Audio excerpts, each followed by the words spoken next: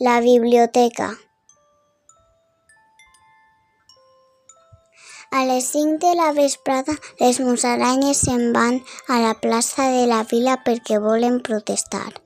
Volen una biblioteca, un edifici en parets, amb taules, cadires, llibres, ordinadors i molt més. Una biblioteca volen, amb sales i activitats, per als gustos més diversos i per a totes les edats.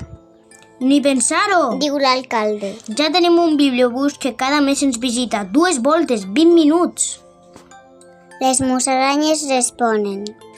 El bibliobús no té espai, no té taules, té pocs llibres i no arriba quasi mai. Volem una biblioteca en un edifici nou i si algú no ens vol entendre, no ens entén perquè no vol.